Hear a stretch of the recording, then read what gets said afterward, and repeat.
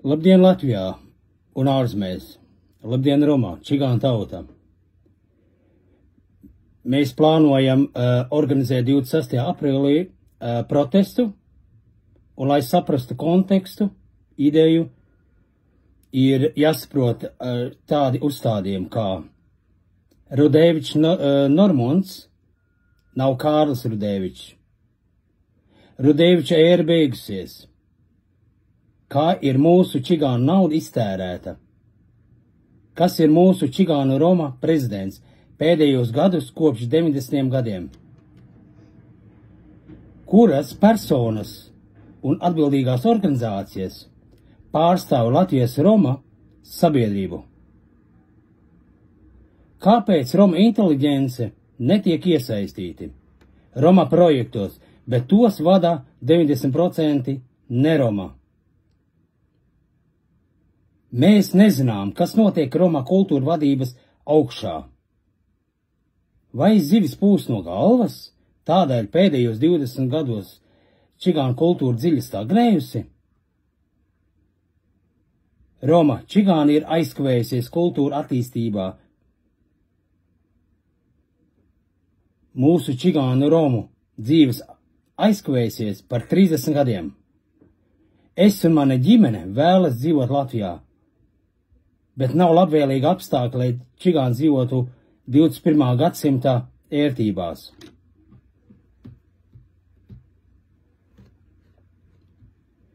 Protests ir vajadzīgs Latvijā, kas iezīmē atmošanos. Tas mobilizēs visus romus no ārzemēm Latvijā, visu kopā, lai veidotu vienu kultūras apvienošanos, lai mēs esam viena tauta, lai mums ir ļoti līdzīgas idejas un lai attīstītu šo patriotismu. Mums ir vajadzīgs jauns dzirksteles, svaigums, jauni cilvēki, jaunas ģimenes. Ir svarīgi piedāvāt un iesaistīties, lai attīstās, lai kopēji dažāds vecums, dažādām pieredzēm un izglītības līmeņiem, lai attīstītu, lai modinātu jaunā atmodā Latvijas romus, čigānus, un apvienotu gan Latvijas un gan ārzemēs dzīvojušos romus. Roma protests. Čigāni vairs nav muļķi. Es katru Roma čigānu aicinu uz fizisko tikšanos, lai izteiktu solidarizēšanos un neapmierinātību par pēdējiem gadiem, kas nav devuši redzamus rezultātus, auglīgus priekšlikumus un čigānu kvalitatīvu dzīves uzlabojumus. Emigrācija un globalizācija ir pozitīvās puses. Tā smagi iemācījusi Roma indivīdiem rūpēties par sevi un ģimeni. Esam tikai atdalījušies. Latvijā un ārzemēs, citās valstīs, kā piemēram Vācijā, Spānijā, Anglijā un Īrijā un citās valstīs, dzīvojušie čigāni latviešu un krievu valodās. Latvijas Roma augstākās padomes prezidents Osvalds Iezdovskis rīkos, tātad viņš piedāvā īstā reize un īstā laikā, piedāvā rīkot protestu, kas ļaus visiem vienlaikus atbalstīt un iedvesmot nabadzīgās Roma ģimenes, vēl esošos institucionāli un starppersonu un starpkultūru līmenī diskriminējošos dzīves grūtībās.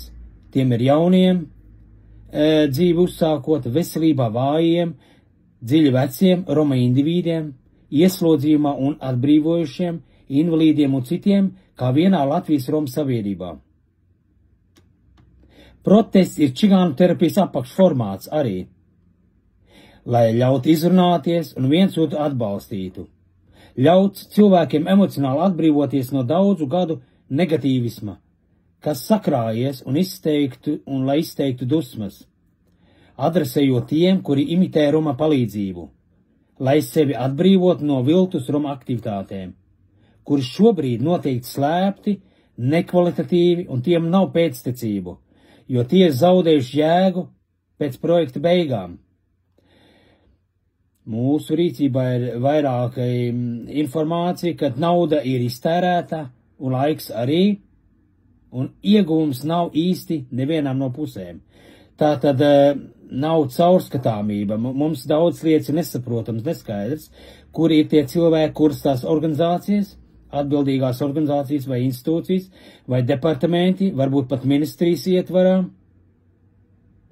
Mums vajadzētu saprast, izskaidrot, saņemt plašāku informāciju, saprotamāku, lai vienkāršiem romiem paskaidrot, kas notiek ar romu kultūru un kas notiek ar finansu līdzekļiem, kādā veidā tiek organizēti dažādi projekti, kā tā nauda tiek sadalīta, kā tiek, kā saka, pozīcijas vai vienības vai lomas sadalīts, lai romiem nebūtu pārpratumi, lai nebūtu kaut kādi iekšēji aizvainojumi. Tātad romiem pieejamā valodā, saprotamā veidā, čigānu valodā vai krievu valodā vai latviešu valodā vienkāršotā veidā. Un tādēļ šī te neziņa akumulēsies, sakrājusies un rada dažādas visāds jautājumus.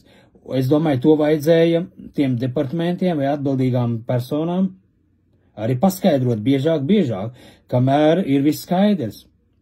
Tātad protesti par tiem projektiem, kurus lēnīgi imitējas publiskā vidē, indē un aplami baro Latvijas sabiedrību. Manuprāt, visi līdzīgi, visi tā kā dublē, un tādēļ arī nav kvalitātes. Visi pamatā nodarbojas ar kultūru, bet vai tad sociālie jautājumi, emocionālie un citi psiholoģiskie jautājumi tiek risināti kaut kādā veidā? Skola vai veselības aprūpas iestādes nodarbojas ar veselības un izglītības psiholoģiskiem jautājumiem, bet vai dzīves jomā ir kaut kāda psiholoģiskās aktivitātes piedāvāts? Nav.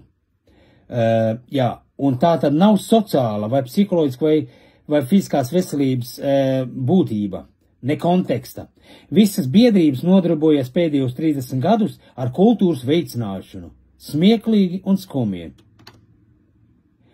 Jāprasa atbildīgām institūcijām publiski, roma cilvēkiem saprotamā valodā attaisnot un skaidrot, kuras institūcijas, ministrijas, departamenti un speciālisti nodarbojas ar romu jautājumiem, kas izdarīts pēdējos 10 gadu laikā un kādi ir redzami rezultāti.